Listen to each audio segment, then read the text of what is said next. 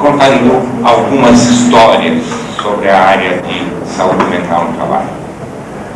A primeira vez que eu me preocupei com o trabalho, estávamos em 1980, 81,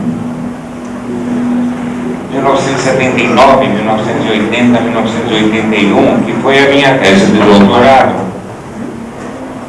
Eu não estava exatamente preocupado com saúde mental e trabalho, mas estava preocupado com o trabalho e particularmente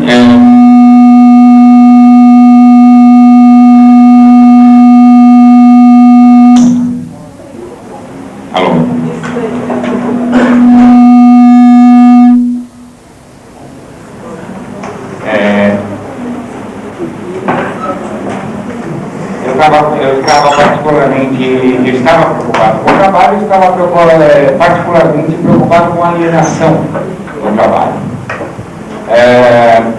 Eu escrevi depois um texto que chamou O que é alienação, daquela coleção Primeiros Passos, baseado muito naquela experiência.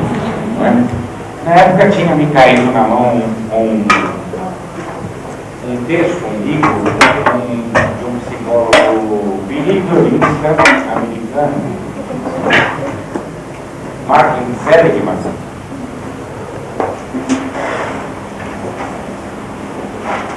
e ele estudava outras coisas, estudava depressão, desamparo, etc.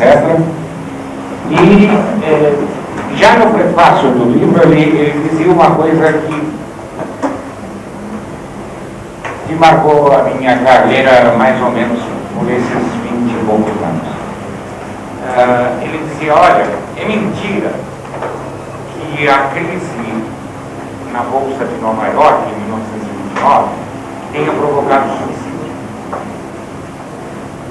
Na verdade, a crise provocou algo que provocou suicídio.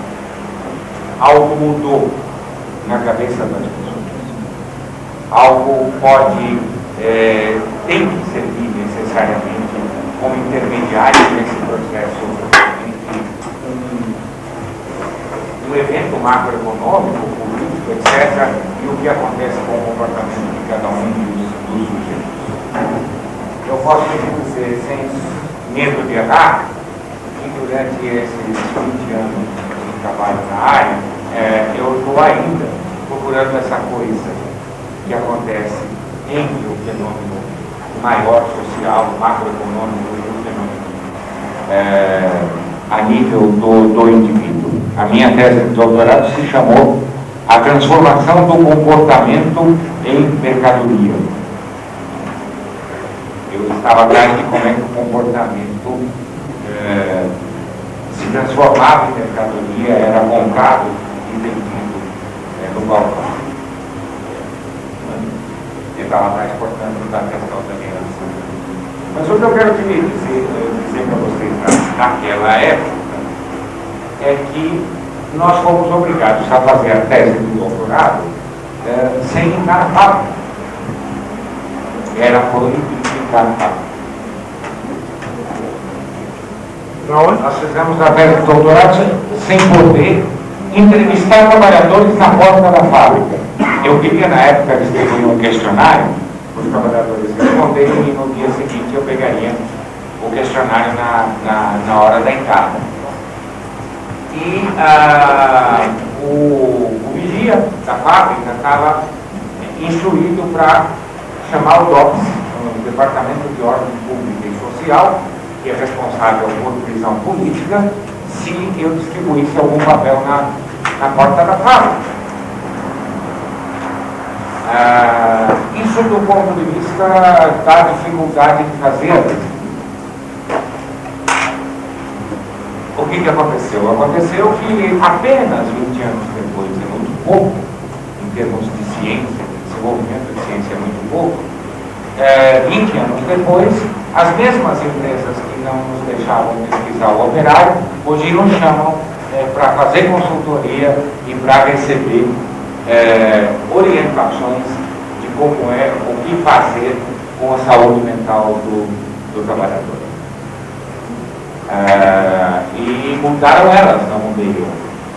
continuo interessado na mesma coisa, continuo preocupado com a mesma coisa, continuo perguntando do mesmo jeito.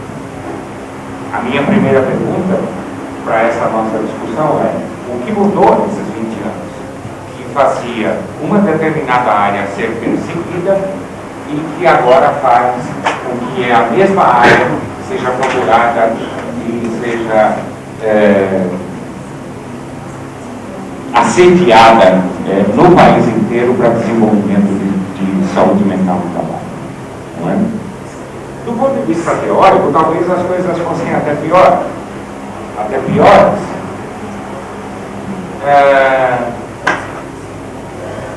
O meu primeiro projeto de pesquisa sobre saúde mental e trabalho, agora já especificamente sobre isso, também a essa altura de 80 e poucos, gastava metade do papel, sujava a metade do papel, para levantar que talvez fosse possível existir alguma relação entre saúde mental e trabalho.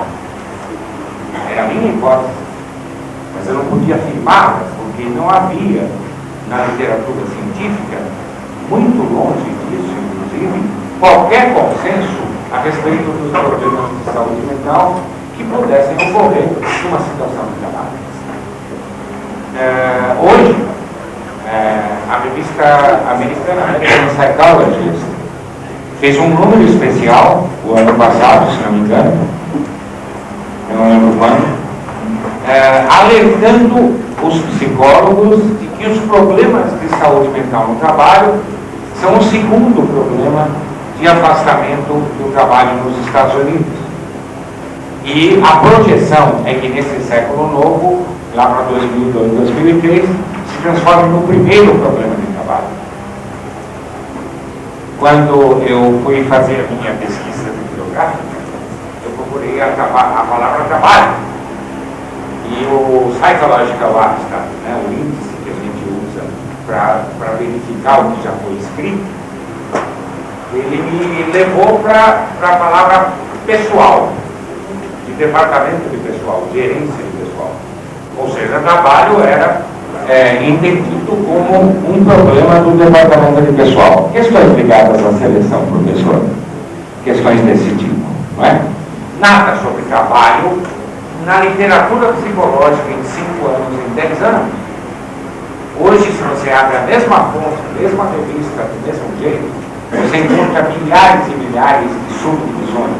Você encontra estudos e mais estudos sobre trabalho, sobre saúde mental e trabalho, etc. A pergunta fica sendo a mesma. Do ponto de vista da prática, ninguém queria saber de saúde mental e trabalho. Do ponto de vista da teoria, ninguém sequer pensava no problema de saúde mental e trabalho. Não é? Desculpem, eu esqueci de desligar o celular, agora já desliguei. Toda essa mudança aconteceu num período extremamente rápido. Em termos de história da ciência, em termos da minha vida pessoal, até que foi muito. 20 anos é muita coisa. Mas em termos é muito pouco. Não é?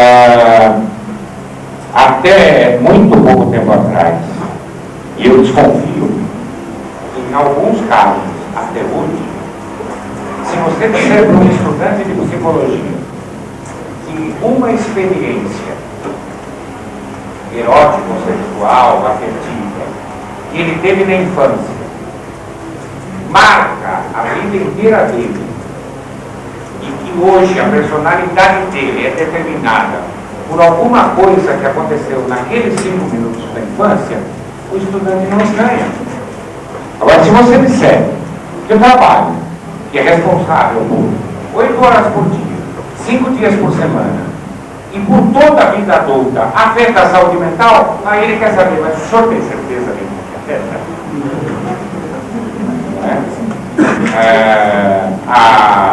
Já passou essa fase, eu espero, mas eu ainda hoje encontro resquícios de pessoas que se espantam quando se fala que o trabalho pode afetar a saúde mental. tanto no plano institucional, quanto no plano teórico, quanto no plano técnico, prático, a mudança foi muito radical durante esses anos. E a primeira pergunta que eu quero me fazer e discutir com vocês é: o que houve nessa área, o que houve nesse território que tornou a saúde mental, de repente, produto de tanta atenção? E duvidar que olhe para esse auditório e veja que tem uma possibilidade de misturar essa atenção. Né? O que aconteceu? Em primeiro lugar, nós, os cientistas, começamos a compreender um pouco melhor as coisas com as quais a gente lida, as coisas que a gente tem a pensar. Os médicos, por exemplo, começaram a entender melhor que muito dos sintomas que apareciam na frente lá dele no consultório não eram sintomas fisiológicos, eram sintomas ligados mais à psicologia do que à fisiologia. E os médicos começaram a tentar trabalhar com psicólogos, e os psicólogos com médicos, e os médicos e os psicólogos com sociólogos. Criou-se o conceito de equipe multidisciplinar, interdisciplinar, transdisciplinar, chame isso você como quiser, mas a ideia é de que uma ciência sozinha não daria conta do problema. E com isso nós entendemos melhor. Por exemplo, nós pudemos entender que a leve, lesão por esforço repetitivo, um fenômeno que afeta trabalhadores que mexem com a digitação, que exercem trabalhos repetitivos durante muito tempo. Você tem algum dos sindicatos bancários aí, sabe exatamente o que eu estou falando? Né?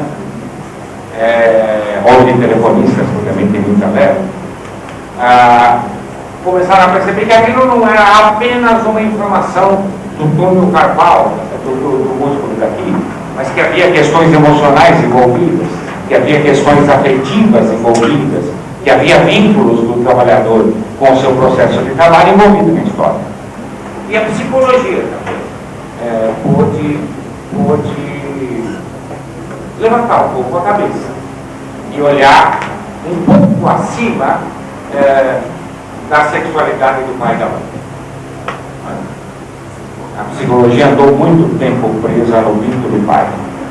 O que quer que aconteça a culpa deve ser do vínculo do pai. Né?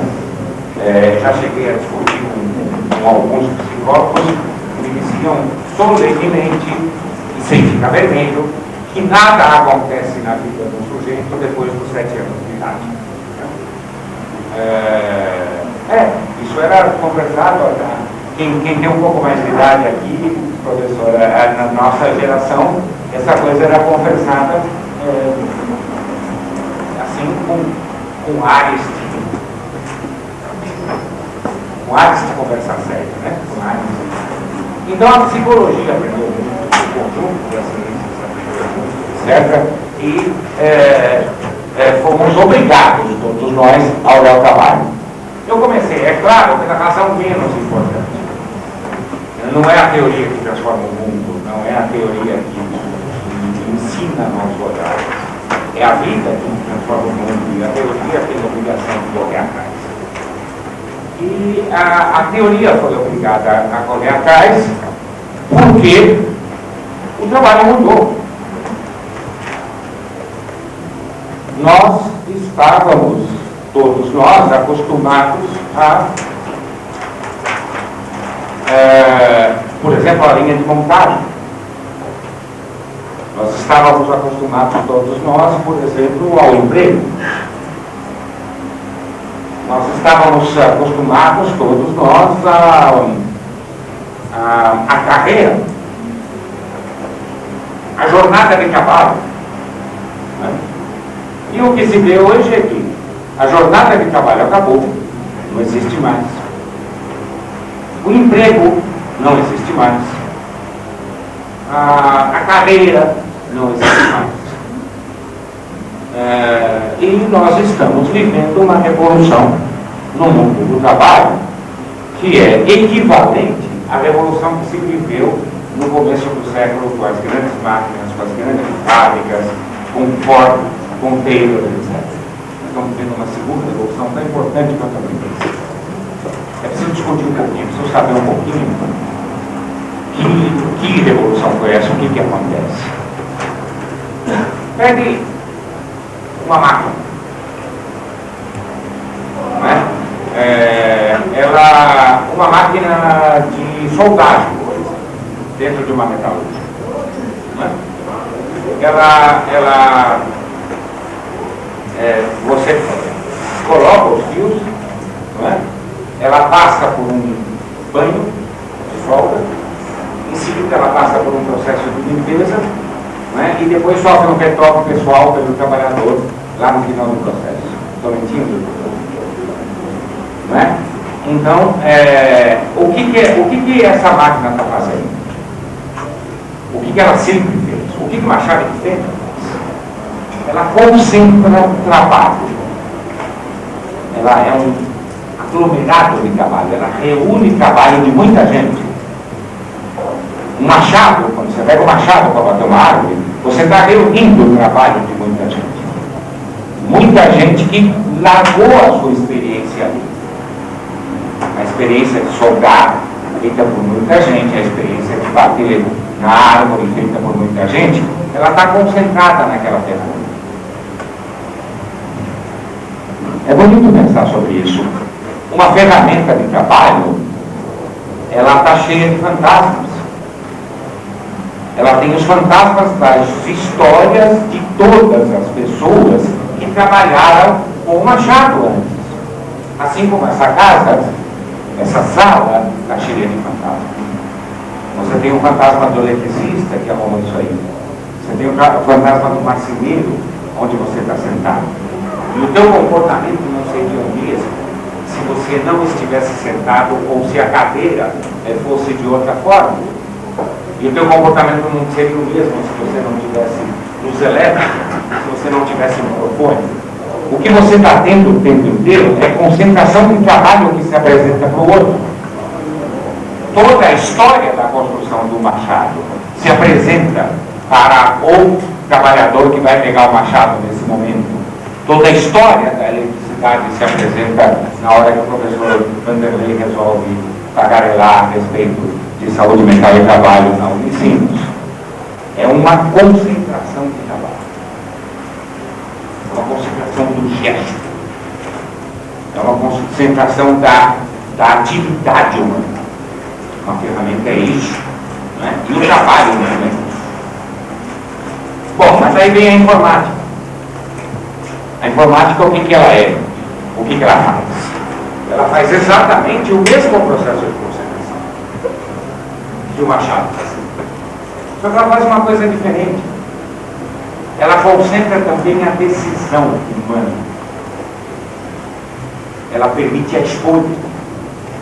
Você tem que optar. Você tem que fazer coisas. Você senta na frente de um computador e você dá ordens e vai tomando caminhos diferentes. Alguém já viu quantas formas diferentes você tem para gravar um arquivo num editor de texto, mesmo que seja da Microsoft? Não é?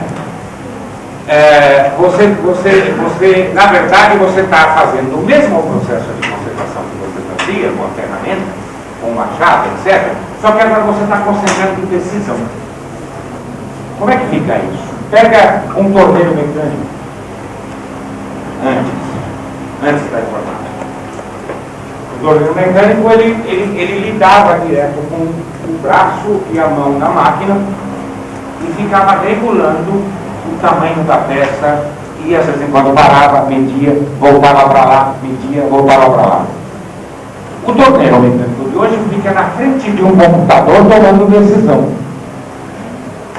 E o computador é um sócio naquele processo de tomar decisão.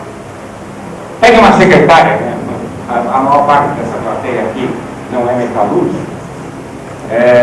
Pega uma secretária, o que você tinha que contratar uma secretária há uns 10 anos atrás, 15 anos atrás, e você tinha que ter velocidade. Ela tinha que bater a máquina rapidinho. Né? Tinha que ter velocidade. É uma coisa interessante. Você, quando um datilógrafo é veloz, ele não lê o que ele está escrevendo. A coisa passa direto.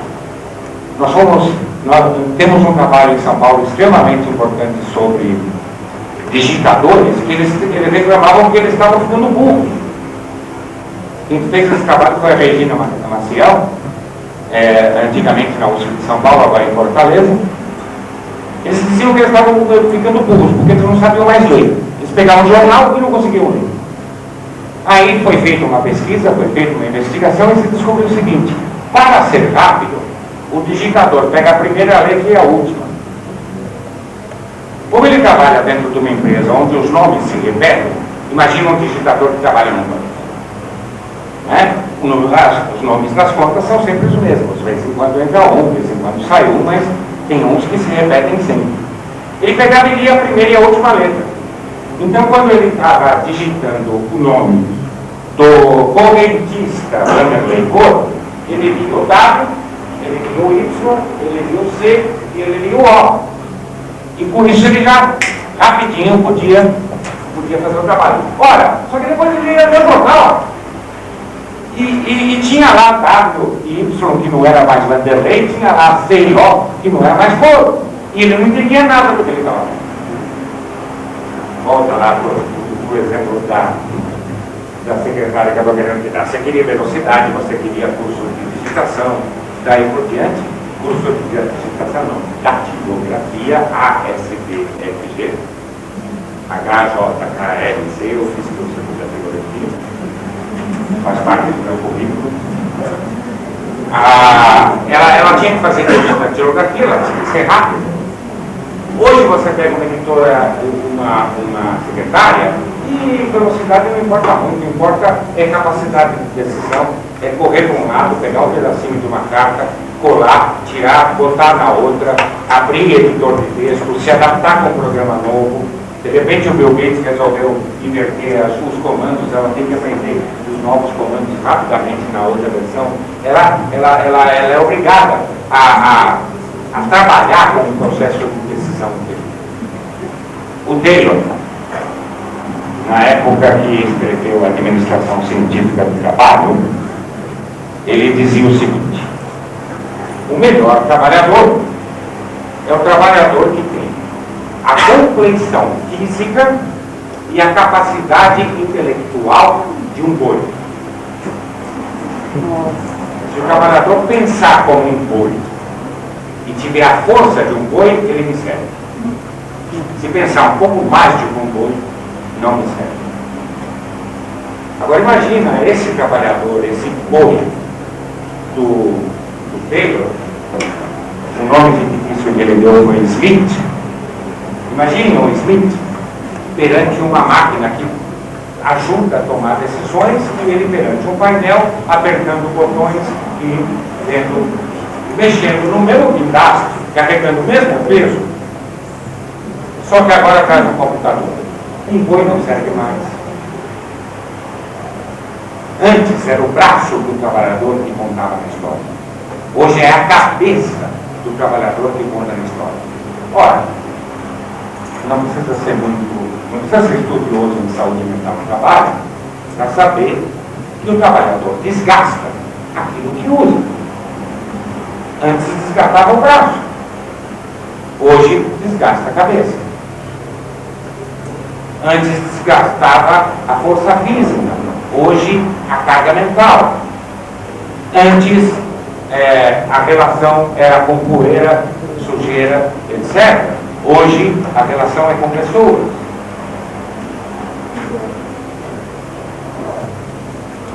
Simplesmente a nova ordem, a nova organização do trabalho exige cada vez mais decisão, afetividade, participação, daí por diante. Não é? Exige cada vez mais o envolvimento psicológico do trabalhador. É claro que vai envolver problemas ligados exatamente ao sofrimento psicológico do trabalhador. Antes você perdia o dele, agora você perde o juízo. Ok. Essa é a questão central. A mudança que aconteceu nesses últimos 20 anos empurra todos nós para questões que a gente nunca tinha pensado antes. Trabalho é trabalho, casa é casa. Não se leva problemas da casa para o trabalho, não se leva problemas do trabalho para casa. Não foi isso que todo mundo aqui aprendeu? Sim, mas a casa e o trabalho se misturaram. Tem gente que fica trabalhando só em casa. Tem gente que não sabe que hora chega, que hora sai. Aí a mulher vem trabalhar junto. Aí o cara resolve pedir demissão da empresa dele e montar uma lojinha de um buraquinho para vender cachorro quente. A mulher fica vendendo. Cadê a divisão casa e trabalho? Antes, se você chegava às 8 horas da manhã, batia o cartão de ponto, ficava lá até, se tivesse trabalho muito que bem, se não tivesse, você não fazia também. Quando estava às 6 horas da tarde, você batia o cartão de ponto e ia para casa. Hoje você não sabe a que hora você começa a trabalhar, você não sabe a que hora você acaba de trabalhar. As empresas estão fazendo uma coisa que chama flex time, de variação do horário de trabalho ao seu bel prazer, ou ao bel prazer do trabalhador, tanto faz. As pessoas estão trabalhando em casa, teleworkers. Cada vez mais você tem teleworkers. A taxa nos Estados Unidos passa de 10% a 15% da classe trabalhadora. E aqui no Brasil,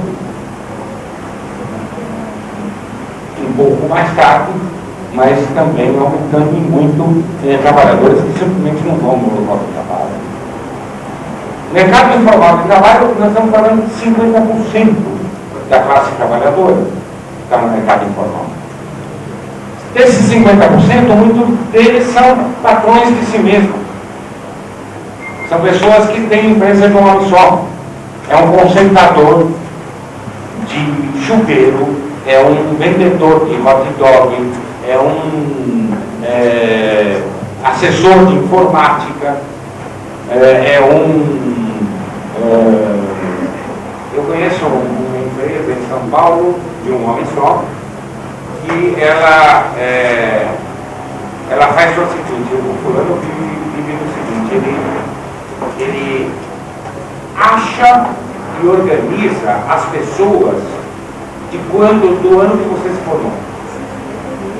Eu me formei em 1974 em São Paulo e eu quero achar as pessoas para fazer uma festa. Ele vai, acha as pessoas e organiza a festa das pessoas que eu não vejo mais há muito tempo. Será que o fulano está vivo? Será que morreu e tal? O cara vive disso.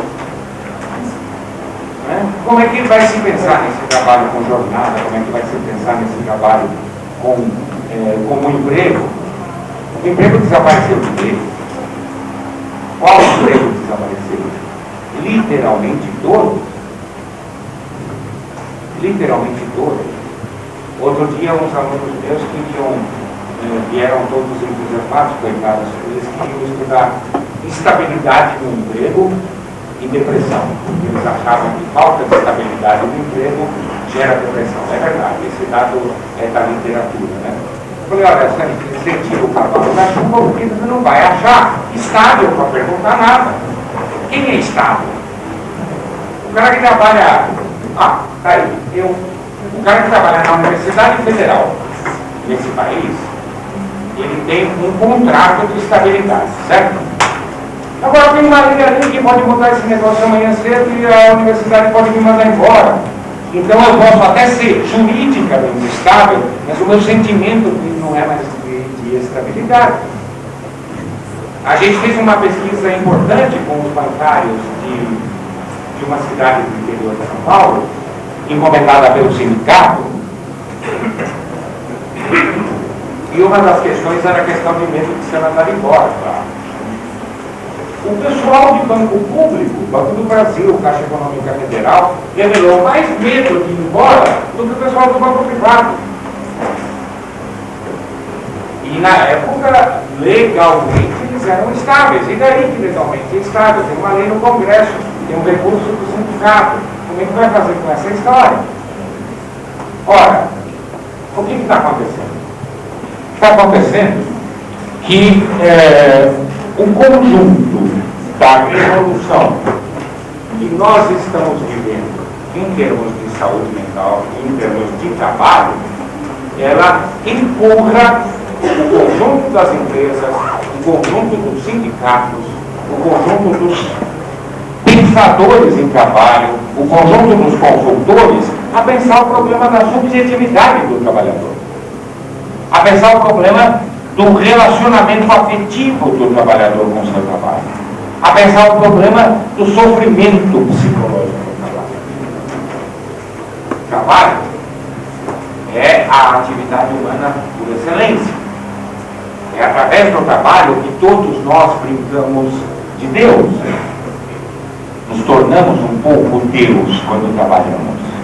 O trabalho dá muito prazer, o trabalho dá muita realização, e exatamente por isso dá muito sofrimento também. Ah, por que o trabalho faz sofrer? Porque é muito importante. Sexualidade também dá muito prazer. E alguém tem alguma dúvida que você pode se machucar muito? Com o trabalho acontece a mesma coisa. Então, importante, eu costumo dizer isso sempre. Nós sabemos na psicologia que a infância é importantíssima para construir a identidade e a personalidade de cada um de nós. Perfeito? É verdade? Nós sabemos perfeitamente que a sexualidade é muito importante para desenvolver a identidade e a personalidade de cada um de nós. Porque tanto infância quanto sexualidade são fundantes da identidade das pessoas. A única coisa que nós precisamos aprender, e os alunos de psicologia, a professora particularmente precisam aprender, é que o trabalho também é fundante. O trabalho também é importante na construção da identidade.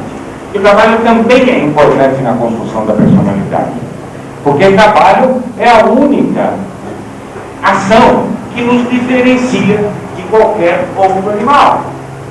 Mamar na teta da mãe, qualquer bicho ama. Fazer sexo, qualquer bicho faz. Trabalhar, só o homem faz. E é assim que a gente constrói o nosso processo de identidade do homem adulto. Veja lá, se você encontra na rua um metalúrgico casado com um psicólogo. É muito difícil. Se você encontra mesmo, é psicólogo casado com um psicólogo. Aí fica aquela tragédia também, interpreta tudo. E você mais enxerga é metalúrgico casado com metalúrgico ou com gente parecida com metalúrgico. O trabalho vai montando, inclusive, os nossos afetos, a nossa linguagem, daí por diante. Não é? Bom, mas voltando à questão.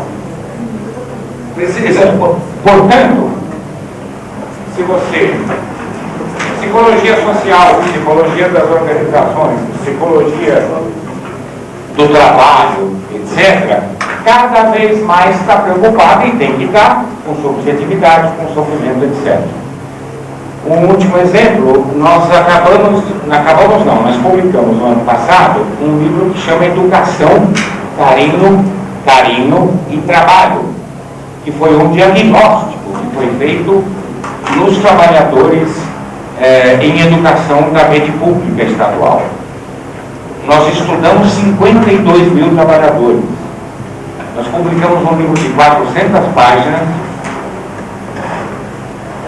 que aliás já acabou a primeira edição, já esgotou e já está na segunda edição, sobre os trabalhadores. Estudamos uma síndrome de burnout, etc., que é importante para os educadores. Esse estudo se custou caro. Foram 52 mil sujeitos, os 27 estados da federação, 1.440 escolas, dá Conta mais ou menos quanto é que sai um estudo desse. Esse estudo foi pago inteirinho por uma entidade sindical, a Confederação Nacional dos Trabalhadores em Educação. E eu fiquei muito satisfeito de ouvir o Carlos, que é o presidente da CNTE, da Confederação, ser perguntado por um repórter: mas por que vocês fizeram esse estudo? Porque nós precisamos conhecer melhor o nosso trabalhador. O pessoal do sindicato aqui me desmente. O sindicato hoje não conhece o trabalhador. Os consultores, os trabalhadores de empresa não conhecem o trabalhador. Os trabalhadores, sabe por quê? Que nem o sindicato, nem os trabalhadores, nem os sindicatos, nem os profissionais conhecem o trabalhador de hoje. Estou falando do profissional que trabalha na empresa. Eu tenho 20 anos de recursos humanos na empresa X. E não conheço os trabalhadores da empresa X. Sabe por quê? Que nem empresa, nem profissionais de consultoria, nem sindicato conhece o trabalhador. Porque o trabalhador também está procurando a si mesmo. Porque o trabalhador também não sabe o que está acontecendo com ele. Porque essas coisas são muito novas. A gente sabia perfeitamente o que tinha de errado e o que tinha de certo na linha de montagem. A gente está estudando isso desde 1920. O Maia estava reclamando contra a linha de montagem, contra a efetividade, problemas de efetividade do trabalho, desde 1920, quando o Evins ensinou excelentes técnicas de mexer com o grupo para a formação de equipe, de liderança, etc., desde 1920. Os problemas que nós estamos vivendo agora, nós nunca vivemos antes. Não é? Em termos da realidade do trabalho, nós temos uma realidade, um universo a desvendar, por bem e por mal.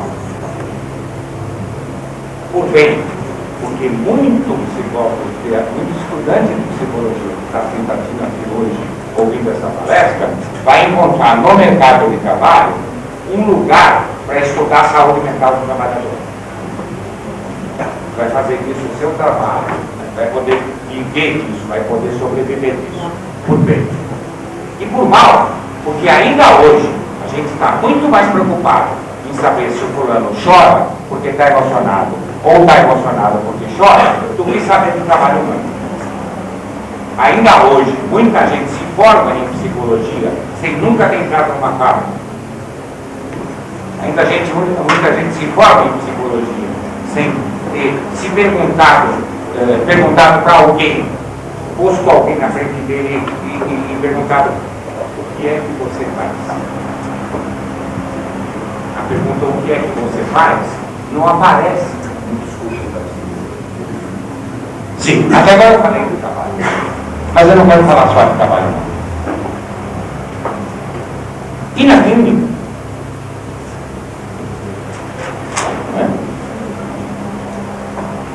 Há um tempo atrás, quando o fulano sentava na tua clínica, ele tinha horário definido, emprego definido, etc. Há um tempo atrás, quando o fulano sentava no teu consultório, ele dizia que tinha um jacaré embaixo da cama, que queria comer uma vez que dormisse. Ele dizia que queria morrer, estava paranoico, portanto. Ele dizia que queria morrer, estava deprimido, portanto. Ele dizia que doía o braço aqui, mas o médico falou que não tinha nada, estava histérico, portanto. Eu estou caricaturando, é claro, mas ele te vinha com uma queixa da psicopatologia. Hoje ele senta na tua frente, meu irmão, e pergunta o seguinte: quem sou eu? E a pergunta: quem sou eu? Não há clínico que possa responder sem trabalho. Não há clínico que possa responder sem a barafunda em que se transformaram as relações sociais de trabalho nos dias de hoje. Isso é verdade na psicologia clínica, isso é verdade na educação, isso é verdade na psicologia das organizações e do trabalho também.